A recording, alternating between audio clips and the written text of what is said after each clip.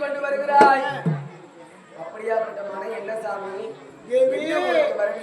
என்னன்னு கேட்கிறாயா? உன் மைத்தனது தம்பிமார்கள் இருவரையும் அந்த யாதவன் கொண்டு விட்டான். அப்படியா?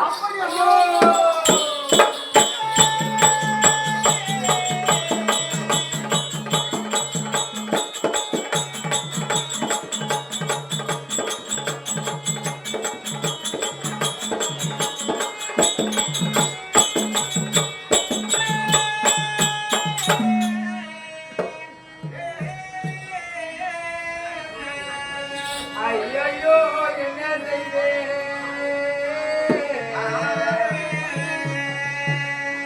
ஐயோ என்ன செய்வேன்? அருமாவி ஐயோ பாவியோ பாவியானே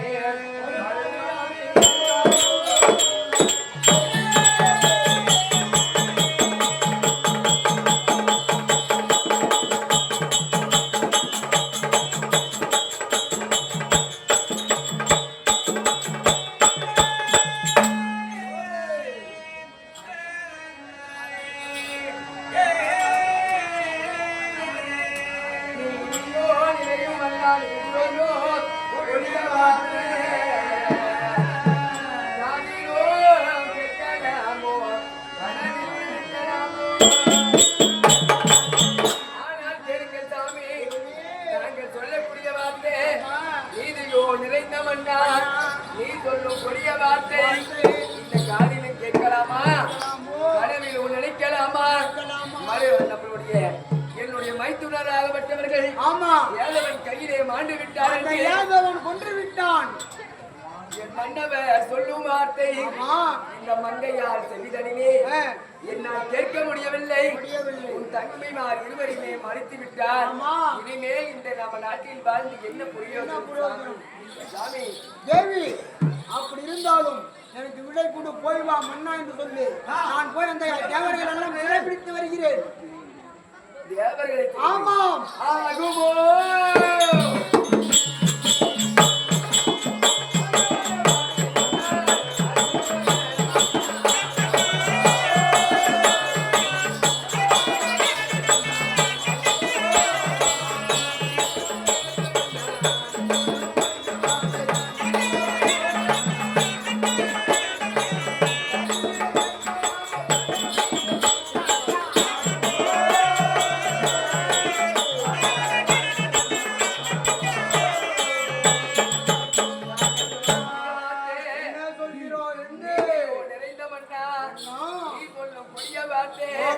ஒரு மரத்தின் மீது ஏறி அந்த மரத்தின் குடையிலே அமர்ந்து அறிவியாளர் அந்த மரத்தை வெட்டினால் அந்த குடையோடு அந்த மரம் எப்படி சாய்ந்த மனிதனும் கீழே விழுவானோ அதை போல நாங்கள் சொல்றீங்க மரத்து மேல ஏறி உட்காந்து குடையில் உட்காந்து அந்த மரம் அடியேறி வெட்டினா நீங்க சேர்ந்துதான் கீழே விழுவாங்க. வேண்டாம் சாமி, வேண்டாம். நீங்க சொல்ல வார்த்தை தவறு. வேண்டாம், போகாதீங்க.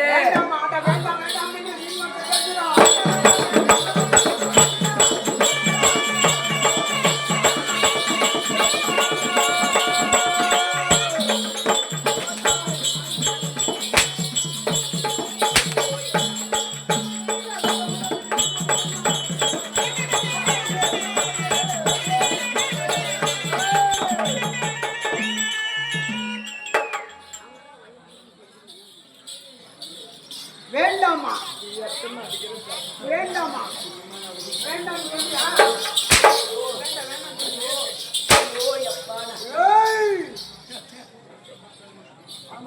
வேண்டாம் வேண்டாம் என்று வீண் வார்த்தை பேசுகிறார்.